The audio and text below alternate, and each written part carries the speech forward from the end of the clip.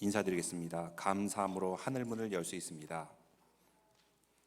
감사함으로 그 문에 들어가며 천국 문, 하늘 문에 들어갈 수 있는 것은 바로 감사를 통해서 가능한 것입니다. 2020년도 어느덧 저물어가고 있습니다. 어제는 또 교회에서 많은 사역들이 있었습니다. 방역을 하였고 또 어르신들 아파트에 고구마 한 박스씩 전달해 드리기 위해서 우리 집사님들, 권사님들, 교육자들 함께 수고했습니다.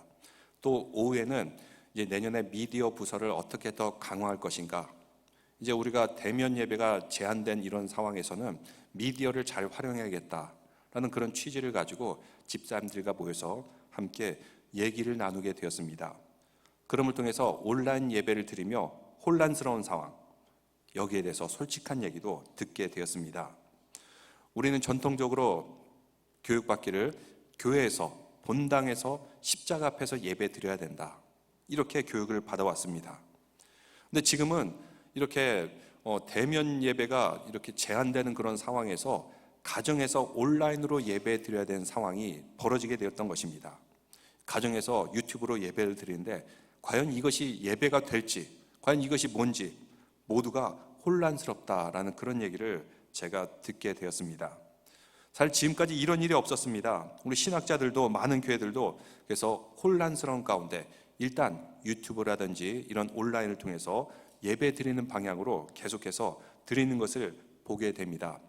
물론 많은 교회들이 부분적으로 오픈하면서 예배를 드리기도 하는데, 그러면 집에서 유튜브로 예배 드리는 것이 과연 예배가 맞을까 하는 그런 의문이 들기도 합니다. 예배의 본질이 훼손됐다는 생각이 들어요. 아무래도 집에서 온라인으로 예배 드리게 되면 긴장이 풀어져요. 잠옷을 입고 예배 드리는 경우도 있고, 누워서 예배 드리는 경우도 있고, 예배가 아니라 이 유튜브로 보는 거죠. 이렇게 예배의 상황이 굉장히 혼돈스러운 상황에 봉착하게 되었던 것입니다. 여러분, 이런 상황을 어떻게 해석해야 될까요? 참 저도 좀 곤혹스러운 그런 상황인 것을 알고 있습니다. 근데 오늘의 상황은 마치 교회가 바벨론 포로에 잡혀가 있는 듯한 상황입니다. 예레미야서에 보면 예레미야가 무엇이라고 말하고 있습니까? 바벨론이란 재앙이 밀려 들어올 때 이 재앙에 항복해야 된다, 철저하게 순복해야 된다, 이것이 바로 하나님의 뜻이다, 예레미야는 이렇게 말하고 있어요. 근데 거짓 선지자들은 무엇이라고 말합니까? 아니다, 모든 것이 다 잘 풀릴 것이다, 바벨론에 항복할 필요 없다, 이렇게 얘기한다는 것입니다. 결국은 어떻게 되었습니까? 하나님께서 예레미야를 통해서 말씀하셨죠. 바벨론이란 재앙에 대해서 우리는 철저하게 항복해야 되고 거기에 따라야 된다. 그 말씀이 맞았던 것입니다. 근데 이 말씀을 어겼을 때 더 큰 재앙이 남유다의 몰아침을 통해서 왕은 죽임을 당하고 많은 백성들 죽임을 당하고 백성들이 또다시 포로로 끌려가게 되었던 것입니다. 사실 바벨론 포로는 한 차례에 일어난 것이 아니라 첫 번째, 두 번째, 세 번째 이렇게 여러 차례에 거쳐서 포로로 끌려갔어요. 그래서 예레미야가 예루살렘에서 활동하는 동안에 이미 바벨론에 끌려간 포로들이 있어요. 그래서 예레미야가 그들에게 편지와 서신서를 보내면서 소식을 오가고 메시지를 전했던 것을 우리는 볼 수가 있습니다. 지금 팬데믹 상황이 마치 이와 같습니다. 우리가 코로나라는 그 재앙 앞에 있는데 어떻게 해야 됩니까? 우리는 여기에 철저히 항복하는 수밖에 없어요. 섣불리 저항했다가는 더 큰 재앙을 맞이하게 되는 것을 우리는 볼 수 있습니다. 미국과 유럽, 정말 세계적인 수준의 코로나 환자들이 발생하는 것을 볼 수 있습니다. 반면에 철저하게 항복하고 이것을 조심했던 한국이나 이런 나라들을 보면은 상당히 그래도 코로나가 잘 통제되고 있는 모습을 볼 수가 있습니다. 이 재앙 앞에 우리는 항복해야 됩니다. 그렇지 않으면 더 큰 심각한 상황이 발생할 수가 있습니다. 그러면 어떻게 항복해야 됩니까? 마스크를 꼭 쓰고 다니고 소셜 디스턴스를 꼭 두면서 거리 두기를 철저히 하면서 손을 깨끗이 씻고, 물론 이렇게 해도 코로나에 감염되는 수가 있지만 지금 상황에서는 이렇게 코로나에 항복을 해야지만 우리가 모두 다 이 위기를 극복할 수가 있는 것입니다. 미국에는 최첨단 전투기가 세계에서 가장 강력한 전투력을 가지고 있습니다. 그런데 이 조그만 바이러스에 의해서 속수무책으로 당하는 모습을 보면서 성을 지키는 자는 파수꾼이 아니다, 파수꾼이 아무리 성을 잘 지켜도 결국 누가 지켜줘야 됩니까? 여호와 하나님이 지키지 않으면 다 허사라는 것을 우리는 알 수가 있습니다. 이스라엘 백성들은 바벨론 포로기를 어떻게 보내게 되었습니까? 남유다 백성들이 1차로 끌려가고 2차로 끌려가고 3차로 끌려가고, 그런데 또 예루살렘에 남아있는 백성들도 있었습니다. 그래서 서로 서신서를 주고받으면서 소식을 전하고 말씀을 전할 수가 있었습니다. 그런데 포로로 끌려간 백성들은 어떻게 되었습니까? 그들이 완전히 사라졌나요? 붕괴되었나요? 그러지 않았어요. 그들은 비록 예루살렘에서 성전에서 제사를 드리지 못하지만 70년 동안 포로 생활을 하면서 그들은 각 처소마다 회당을 만들었어요. 시나고그. 회당에서 말씀 교육을 받고 여기서 또 성경을 완성하게 되었고 우상 숭배를 완전히 버리게 되었던 것입니다. 그들은 포로 생활을 하였지만 이 기간 동안 민족의 정체성이 더 분명해졌고 이 기간을 통해서 성경이 완성되었고 거듭나는 그런 하나님의 백성이 된 것을 볼 수가 있습니다. 지금 여러분들은 가정에서 이렇게 예배드리는 분들도 많은 줄로 압니다. 근데 가정에서 예배드리는 그 처소는 과연 어떤 곳이 되어야 됩니까? 우리가 이곳을 교회로 만들어야 돼요. 그래서 제가 어제 집사님들과 이야기를 나누면서 내년도 목표를 어떻게 정할까, 방향을 어떻게 정할까 생각을 했는데 결국은 여러분의 가정이 곧 교회가 되어야 됩니다. 그렇지 않고는 지금 이 상황을 극복할 방법이 없어요. 근데 사실 초대교회가 그러했습니다. 초대교회 각 가정들이 교회였어요. 그럼 교회가 되기 위해서는 무엇이 필요합니까? 교회가 되기 위한 5가지 기둥이 있는데 PPT 보여주시면 고맙겠습니다. 첫 번째로 캐리그마, 복음 선포와 선교, 전도가 일어나는 곳이 되어야 돼요. 그 다음에 두 번째로는 레이투르기아, 예배를 드려야 됩니다. 여러분이 가정에서 그래도 온라인으로 드리더라도 예배 드리는 마음으로 드리면은 우리는 교회의 기둥을 세울 수가 있는 것입니다. 세 번째로 디다케, 말씀교육, 신앙교육, 성경 공부가 가정에서도 일어나야 됩니다. 그래서 수요일 저녁마다 이렇게 성경 공부를 하게 되는데 여러분이 성경 공부 잘 참여하고 또 유튜브를 통해서 좋은 말씀을 듣는 시간을 갖는다면 교회의 기둥을 하나 세우는 거예요. 네 번째는 코이노니아, 같이 음식을 나누진 못해요. 그렇지만 가정에서 줌을 통해서라든지 카카오톡을 통해서라든지 계속해서 진심 어린 소통이 이루어지고 또 기도의 제목들을 나누게 된다면 여기서도 코이노니아가 이루어지는 것입니다. 그래서 제가 여러분들에게 말씀드립니다. 예배 끝난 후에 여러분들이 소그룹별로 단체 카톡방이 있죠. 소그룹별 단체 카톡방에서 한 해 동안 감사의 제목을 나누시기 바랍니다. 한 해 동안 나는 이런 것이 감사했습니다. 또 이런 것이 감사했습니다. 소그룹 성도들 모두가 그 소그룹 카톡방에서 이런 감사의 제목들을 나누시길 바랍니다. 이렇게 오늘날의 새로운 소통의 도구를 가지고 계속해서 교제를 나누게 된다면 코이노니아의 기둥을 세울 수가 있는 것입니다. 그리고 다섯 번째로 디아코니아, 구제, 자선이죠. 교회가 주님의 사역 계속 감당하기 위해서 우리는 어려운 사람들을 도와주고 구제하고 자선하는 사역을 계속해서 해야 돼요. 그래서 지난 10월 동안 구제 헌금 모았더니 2,700여 달러의 금액이 모여지게 되었어요. 또 어제는 노예인 아파트에 고구마를 한 산작씩 나누어 드리게 되었습니다. 이렇게 계속해서 디아코니아가 여러분의 가정에서 일어나게 될 때 교회의 하나의 기둥을 세울 수가 있는 것입니다. 다음 주일은 추수감사주일로 지키게 됩니다. 여러분들의 관심과 정성으로 구제, 자선뿐만 아니라 우리 교회를 더욱더 업그레이드할 수 있도록 여러분이 추수감사 때도 많은 정성을 보태주시면 감사드리겠습니다. 이렇게 각 가정마다 교회의 5가지 기둥을 세워나가듯이 각 가정에도 이런 5가지 기둥을 세워나가야 되는 것입니다. 초대교회가 그러했습니다. 사도 바울이 안디옥 교회를 개척한 후에 이제 전도 여행을 떠나게 되었어요. 그래서 여러분 배우신 분들은 알겠지만 처음으로 간 곳이 이제 갈라디아로 가게 됐고 그 다음에 다시 안디옥 교회로 돌아왔어요. 본교회에 들어와서 한동안 안식을 하고 재충전을 한 다음에 또다시 전도 여행을 떠나게 됩니다. 이번에는 바다 건너 유럽 지역에 선교 여행을 하고 마치고 돌아오게 됩니다.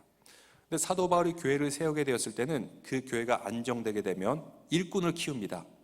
그래서 그 교회 지도자가 생기게 되면 그 지도자가 사도 바울이 없는 동안 말씀을 가르치고 예배를 인도하고 교육하고 또 여기서 제자화된 사람들이 각 지역으로 돌아가서 또 가정에서 교회가 시작되고, 그래서 데살로니가 교회, 고린도 교회, 빌레몬 교회, 이런 모든 교회들은 사실 가정에서부터 시작된 교회였던 것입니다. 가정이 교회였고 교회가 곧 가정이었습니다.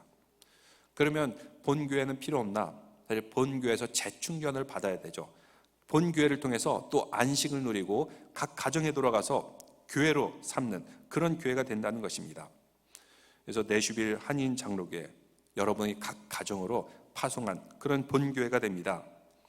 이 전도여행 잘 마치는 분도 있을 것이고, 또 마가 요한처럼 중도에 포기하고 돌아온 분이 있을지도 모릅니다. 근데 마가 요한도 중도에 포기하였지만 다시 바나바가 그를 일으켜 세워서 전도 여행을 계속하게 했던 것처럼, 우리 모두가 지금 이 시기에 각 가정을 전도 여행으로 삼고 교회의 5가지 기둥을 지키며 세워나갈 때 우리 교회는 이 모든 위기를 다 극복해 나갈 줄로 믿습니다. 제가 수요 성경 공부에도 말씀드렸듯이 교회가 존재하는 이유는 무엇인가? 결국 세상에 교회가 없어도 되도록 만드는 것이 교회의 존재 이유이다. 역설적인 표현이죠. 문자 그대로가 아닙니다. 여러분, 천국에 가면 교회가 있나요? 천국에 가도 목사가 설교하나요? 그렇지 않아요. 천국에는 우리 모두가 하나님의 그 영광에 참여한 존재가 됐을 때는 더 이상 교회도 필요 없고 목사도 필요 없고, 그리고 모두가 다 천사와 같은 존재가 되는 겁니다. 그럼 지상의 교회에서는 우리가 천국을 준비하는 백성이 돼야 돼요. 천국을 준비하고 훈련하고 또 연습하는 것이 바로 교회이고, 또 말씀을 가르치는 것이 이렇게 저희 목사이고, 이러한 소명을 가지고 있어요. 여러분, 각 교회가 이제 교회가 돼야 됩니다. 여러분이 성장해야 됩니다. 여러분이 가정의 지도자가 돼야 되고, 또 여러분을 통해서 믿음을 받게 되고 말씀을 받게 되고, 그런 가정교회가 돼야 되는 것입니다. 바로 이 5가지 기둥, 우리 교회뿐만 아니라 각 가정에서도 이루어지도록 저희가 돕고 또 함께하는 것, 이 내년 목표와 방향으로 삼으려고 합니다. 여러분, 지금 이렇게 방송을 보고 또 이렇게 함께 예배드리는 분들 계시는데, 우리는 모두 내슈빌 한인 장로교회라는 공동체 안에 모인 같은 교인입니다. 근데 하나가 된 공동체라면 특징이 있어요. 어떤 특징이 있을까요? 그 공동체는 공통된 가치를 나눕니다. 예수 그리스도를 우리의 구주로 삼고 하나님을 나의 아버지로 삼는 그 공통된 가치를 나누고 있어요. 또 공동체는 공통의 룰, 규칙을 지킵니다. 우리 교회는 공예배가 있습니다. 주일날 오전 9시 20분, 또 오전 11시 공예배 시간이에요. 토요일날 새벽 6시 공적인 모임입니다. 그래서 우리가 내슈빌 한인 장로회라면 이렇게 공적인 시간을 꼭 지키시기 바랍니다. 이것이 레코딩 됐다고 나중에 봐도 되지 않냐, 이렇게 생각하지 마시고, 우리가 같은 공동체의 교인으로서 꼭 예배 시간 지켜주시고 또 하나님 말씀 듣고, 물론 여러분도 다른 목사님 설교 얼마든지 들으세요. 다른 시간대 들으셔도 되지만 우리가 내슈빌 한인 장로교회 공동체라면 이렇게 오전 9시 10분, 오전 11시 함께 예배 드림을 통해서 계속해서 하나된 공동체를 만들어 나가 주시기를 소망합니다. 또 소그룹 모임, 요즘 참 적극적으로 못 만나는 상황인데 줌을 통해서 여러분이 활용해 주시고, 또 항상 예배 후에는 소그룹별로 오늘 말씀을 가지고 나눈 은혜를 카톡으로 간단하게라도 메시지로 한번 띄워보시면서 소그룹별로 또 나누는 시간을 갖기를 바랍니다. 그래서 2021년도에는 이런 방향으로 나가고, 오늘 여러분 예배 끝난 후에 올해 한 해 동안에 내가 감사했던 제목들 한번 단체 카톡방에 나눠보시기 바랍니다. 그리고 서로 격려하고 기쁨을 나누기를 소망합니다. 이런 말이 있습니다. 이 세상에서 제일 지혜로운 사람은 누구일까요? 항상 배우려고 한 사람이 제일 지혜로운 사람이다. 그럼 이 세상에서 가장 강한 사람은 누구일까요? 자기 자신과의 싸움에서 이기는 사람이 가장 강한 사람이다. 그럼 이 세상에서 가장 행복한 사람은 누구일까요? 지금 이 순간에 감사할 줄 아는 사람이 가장 행복한 사람이다. 이런 말이 있습니다. 우리 인생은 그래서 감사한 만큼 행복해지기 마련입니다. 감사가 많을수록 행복해집니다. 반면에 불평이 많을수록 불행해지는 것이 우리 인생입니다. 그래서 성경에서 말씀하고 있습니다. 데살로니가전서 5장 18절 말씀인데요. 범사에 감사하라. 이는 그리스도 예수 안에서 너희를 향하신 하나님의 뜻이니라. 감사에 대해서 모든 일에 감사하라. 이것이 바로 예수 그리스도 안에서 우리를 향하신 하나님의 뜻이다. 그렇기 때문에 우리는 잘 될 때나 잘못될 때나, 건강할 때나 아플 때나, 성공할 때나 성공하지 못할 때나 모든 일에 감사하라. 성경에서 말씀하고 있어요. 이것이 하나님의 명령이자 뜻이기 때문입니다. 감사하지 않게 되면 그 틈을 타고 악한 마귀 들어오게 되어서 불평하고 원망하게 될 것입니다. 여러분, 이런 이야기가 있습니다. 10대 자녀가 반항하면 감사하라. 그것은 그 아이가 거리를 방황하지 않고 집에 있다는 얘기다. 또 내야 될 세금이 있다면 감사하라. 왜냐하면 당신에게는 직장이 있다는 뜻이다. 또 손님들을 모셔서 파티를 하고 나서 치워야 될 게 많다면 감사하라. 그것은 친구들과 즐거운 시간을 보냈다는 것이다. 또 옷을 입는데 몸에 좀 옷이 낀다면 감사하라. 그것은 잘 먹고 잘 살았다는 얘기다. 깎아야 될 잔디가 있고 닦아야 될 유리창이 있고 고쳐야 될 하수구가 있다면, 최근에 어떤 분이 하수구 때문에 고생하셨다는 얘기도 들었는데 감사하라. 왜 감사해요? 그거는 나에게 집이 있다는 이야기다. 또 정부에 대한 불평 불만의 소리가 많으면 감사하라. 그것은 언론의 자유가 있다는 것이다. 또 난방비가 너무 많이 나왔다면 감사하라. 내가 따뜻하게 살았다는 것이다. 계속해서 나오는데 이런 이야기도 있네요. 교회에서 뒷자리의 아줌마가 엉터리로 노래를 불렀다면 감사하라. 그것은 내가 귀가 들린다는 얘기다. 또 세탁하고 다림질을 해야 될 것이 산더미처럼 쌓였다면 감사하라. 그것은 나에게 입을 옷이 많다는 것이다. 불평이 아니라 달리 생각해 보면 감사할 거리라는 것입니다. 그런데 우리가 감사하지 않게 되면 그 틈을 타고 계속해서 불평, 불만만 늘어나기 마련입니다. 근데 조금만 바꾸면 감사하게 됩니다. 감사하지 못하면 어떤 일이 벌어지게 될까요? 로마서 1장 21절 22절에 말씀하고 있는데, 하나님을 알되 하나님을 영화롭게 아니하며 감사하지도 아니하고 오히려 그 생각이 허망해지며 미련한 마음이 어두워졌나니 스스로 지혜 있다 하나 어리석게 되어. 그러니까 감사하지 않으면 생각이 허망해지고 미련해지고 어리석게 된다, 이렇게 말씀하고 있습니다. 아무리 머리 굴려가지고 불평하는 것보다는 감사하는 것이 훨씬 그의 삶에 유익하다는 것입니다. 감사하게 되면 하나님을 영화롭게 하고 하나님을 기쁘시게 한다 말씀하고 있습니다.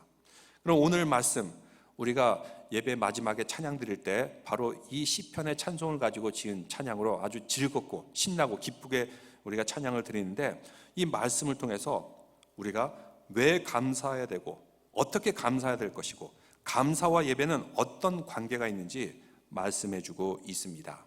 시편의 100편의 말씀은 표제가 감사의 시라고 붙여져 있습니다. 이스라엘 백성들은 1년에 3차례 예루살렘 성전에 올라가서 예배를 드리게 됩니다. 근데 성전에 올라가는 길이 결코 평탄하지는 않아요. 높은 산에 있습니다. 계속해서 오르막길을 걸으면서 가야지 예루살렘 성전에 도달할 수가 있습니다. 얼마나 힘들겠습니까? 근데 이들은 성전에 올라가면서 불평, 불만, 힘들다 하지 않고 찬송을 하면서 기쁨으로 성전에 올라가게 됩니다. 기쁨으로 찬양하고 감사함으로 찬양하며 성전에 올라가는 그 말씀이 오늘 시편 100편의 말씀입니다. 당시에 이스라엘 백성들은 1년에 3차례 성전에 올라가서 예배 드리게 되는데, 6월절, 이들이 이집트로부터 해방된 것을 기념한 날이죠.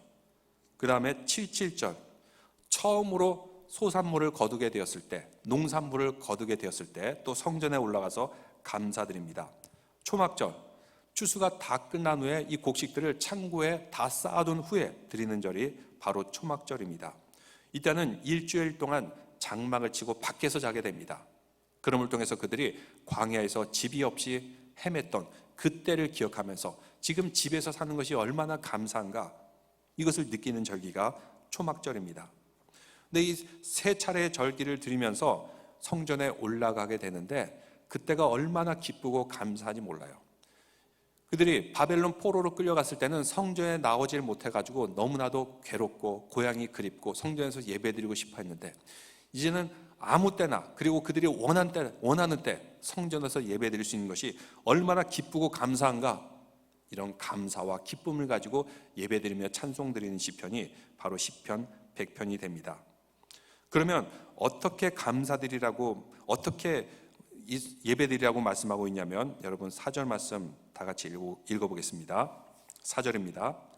감사함으로 그의 문에 들어가며 찬송함으로 그의 궁정에 들어가서 그에게 감사하며 그의 이름을 송축할지어다. 어떻게 해요? 감사함으로 그 문에 들어가라. 교회 문, 성전 문을 감사하면서 들어가라. 그리고 또 어떻게 합니까? 찬송함으로 들어가라. 감사와 찬송하며 예배드리라고 말씀하고 있습니다.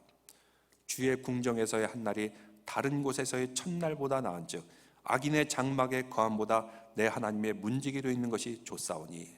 이들은 하나님의 성전을 너무나도 사모했고 드디어 예배드릴 수 있다는 감격에 감사와 찬송밖에 나오지 않았던 것입니다. 백범 김구 성전도 나의 소원에서 이렇게 말했습니다. 나는 독립된 조국의 문지기가 되는 것이 소원이다. 조국이 독립된다면 너무나도 기쁘기 때문에 여기서 문지기가 돼도 아무리 낮은 직책을 가지고 있어도 여한이 없다. 그는 그렇게 말하고 있습니다. 하나님의 성전의 문에 자유롭게 들어갈 수 있다는 것이 얼마나 큰 축복과 은혜입니까? 그렇기 때문에 그 문을 들어갈 때는 감사하고 찬양하며 들어갈 수가 있는 것입니다. 감사는 하나님의 문을 열 수 있는, 하늘의 문을 열 수 있는 키워드가 됩니다. 이렇게 하늘 문이 열리게 되면 우리 삶은 자연스럽게 나오는 것이 있는데 무엇이 나올까요? 감사하게 되면 저절로 흥얼거리면서 찬송이 나오게 돼요. 하나님을 찬양하게 되고 그 찬양도 기쁨으로 찬양하며 부를 수가 있는 것입니다. 그런 사람에게, 그런 성도에게 하나님께서는 천국의 문을 열어주시고 그런 사람과 임재하여 주십니다. 그러면 우리가 왜 감사해야 됩니까? 여러분 5절 말씀 보겠습니다. 감사해야 되는 이유가 있는데, 여호와는 선하시며 그의 인자심이 영원하고 그의 성실하심이 대대에 이르리로다. 영어 원어에는 for 앞에 for라고 나오는데, 왜냐하면 이라는 단어가 한글 번역에는 생략이 되었어요. 왜 감사해야 되냐? 그 이유는 하나님은 선하시고 인자하시고 영원하시고 성실하심이 대대에 이르리로다. 하나님이 선하시는 것, 하나님께서는 자비로우시며 선하시기 때문에, 그래서 원어로는 토브 하는데, 하나님께서 창조하실 때 창조할 때마다 하신 말씀이 있어요. 보기 좋았더라, 보기 좋았더라, 토브. 이렇게 보기 좋다 하시면서 창조하셨습니다. 그리고 세상이 가장 보기 좋을 때 드디어 인간을 창조하셨던 것입니다. 그래서 이 세상은 얼마나 아름다운지 모릅니다. 여러분 참 하늘을 보세요. 얼마나 아름답습니까? 자연을 보세요. 지금 울긋불긋 단풍이 지고 한 이런 모습이 너무나도 아름다운 것을 볼 수가 있어요. 저는 오늘 아침 한 7시경에 이렇게 프랭클린 로드 타면서 콘코드 로드 지나게 되면 오른쪽에 농장이 보이죠. 7시 정도 됐을 때 그 빛, 농장에 비춰주는 그 모습, 너무나도 아름답고 참 목가적인 풍경이 펼쳐져요. 그래서 간혹 보면은 사진 작가들이 이거를 알고 이것을 바로 그때 한 6시 반, 7시 계절마다 그 시간대가 틀린데 바로 그 햇빛이 비칠 때 사진을 찍으러 오는 그런 사진 작가들도 보게 됩니다. 서점에 가서 테넷이 소개한 그 사진을 봤더니 바로 그 농장이 나오기도 합니다. 자연은 너무 아름답습니다. 세상은 너무 아름다워요. 이 온 땅이 뭐 하는 것 같습니까? 감사하고 찬양한 사람은 알 수 있는데 1절 말씀, 온 땅이여 여호와께 즐거운 찬송을 부를지어다. 온 땅의 아름다움이 하나님을 찬양한다는 것입니다. 하나님을 송축하는 모습으로 보인다는 것입니다. 다음으로 선하시고 인자하심이 영원하다.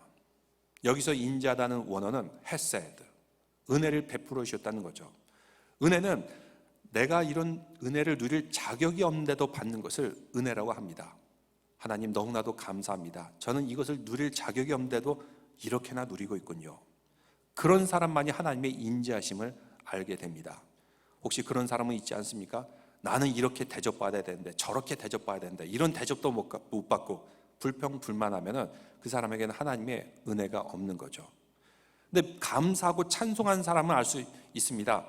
나는 누릴 수 없는데도 이런 것을 누릴 수 있다니 정말 하나님의 헤세드의 인자하심 너무나도 감사합니다. 찬양드릴 수가 있는 것입니다. 그 인자하심이 영원하다. 또 하나님께서 우리와 함께 하시는 그 성실하심이 대대에 이르리로다. 나의 대뿐만 아니라 나의 후대까지 계속해서 일어난 하나님의 성실하심, 그래서 언약의 축복을 받은 백성이 바로 우리가 될 줄로 믿습니다.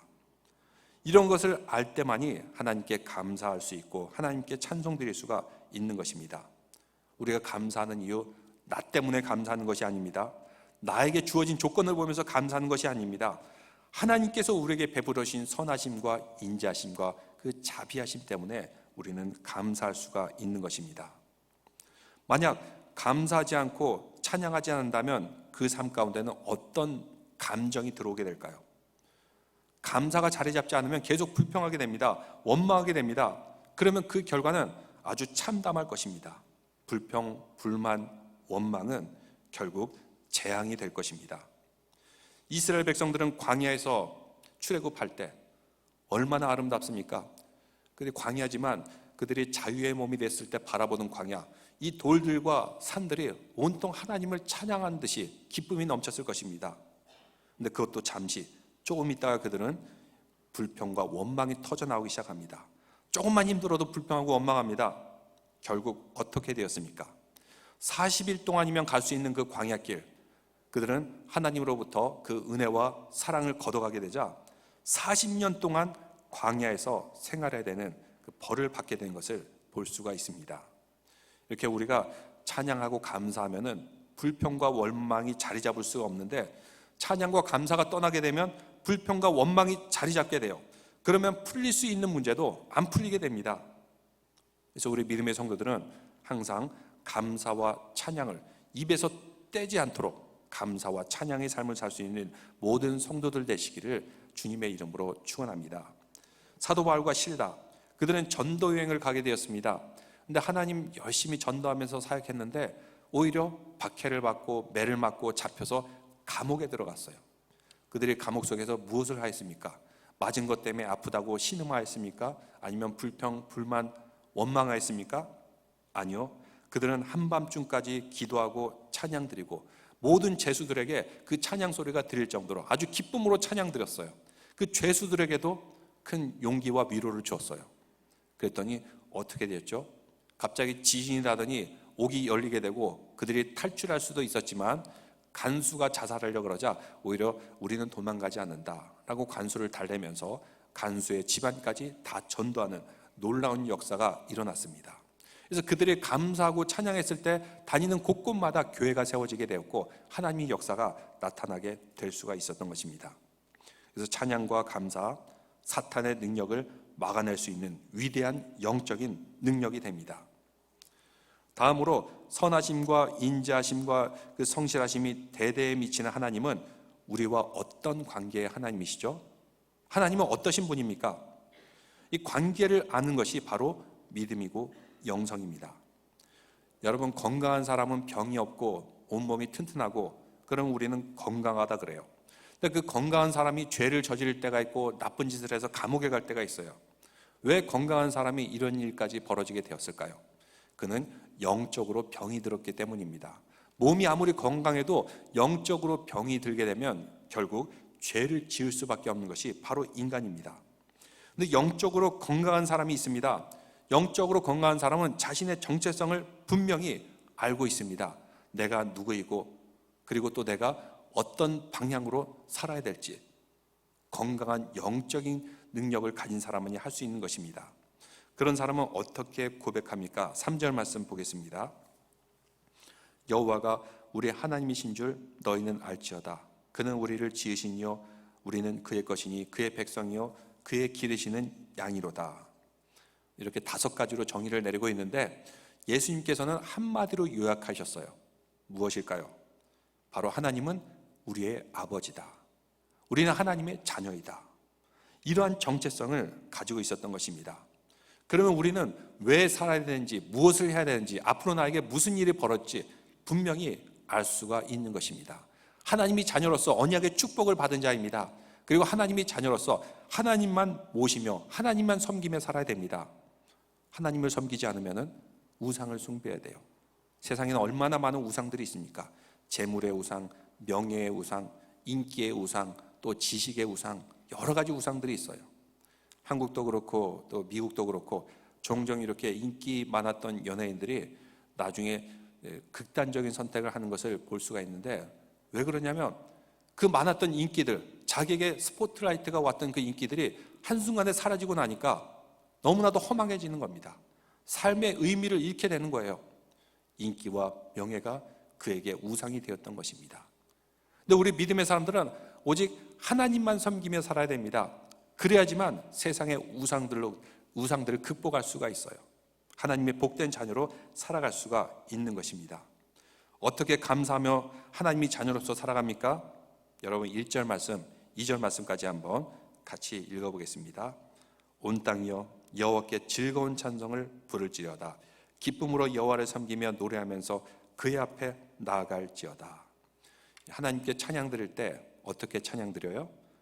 즐거운 찬송을 부를지어다. 2절에 보면 기쁨으로 섬기며 그의 앞에 나아갈지어다. 그래서 찬송을 드릴 때는 기쁨으로 드리라는 것입니다. 즐겁게 찬송하라는 것입니다. 요즘은 안 그렇지만 얼마 전까지만, 몇 년 전까지만 해도 우리 한국 사람들은 그 정서가, 한해 정서가 남아 있어서 찬송을 부를 때 타령하듯이 이렇게 트로트 부르듯이 이렇게 찬양하는 사람들이 간혹 있는 것 같지만, 이제는 그런 한해 정서에 사는 우리 한인들이 아니에요. 이제 하나님의 기쁨과 축복을 받은 백성으로서 찬송 들을 때 기쁨으로 즐겁게 온 땅이 함께 찬양하듯이 이렇게 찬양 드릴 때 주님의 은혜와 감사가 우리에게 계속해서 쏟아질 줄로 믿습니다. 또 4절은 이렇게 말하고 있습니다. 그 문에 들어가고 그 궁정에 들어가서 감사하며 그 이름을 송축할지어다. 그래서 하나님의 문에 들어올 때, 성전 문에 들어올 때, 그리고 여러분이 예배 드리기 전에 그 순간은 어떻게 되냐면 기쁨과 감사로 찬양 드리며 하나님 앞에 나오라, 이렇게 말씀하고 있습니다. 바로 그럴 때 우리는 성공적인 예배자가 될 수 있습니다. 가인의 인생이 왜 불행해졌습니까? 예배에 실패했기 때문입니다. 사울이 왜 인생이 불행해졌습니까? 예배에 실패했기 때문입니다. 엘리와 그 가문들이 왜 불행해졌습니까? 예배에 실패했기 때문입니다. 예배에 실패한 인생들이 결국 불행으로 끝나는 것을 보게 됩니다.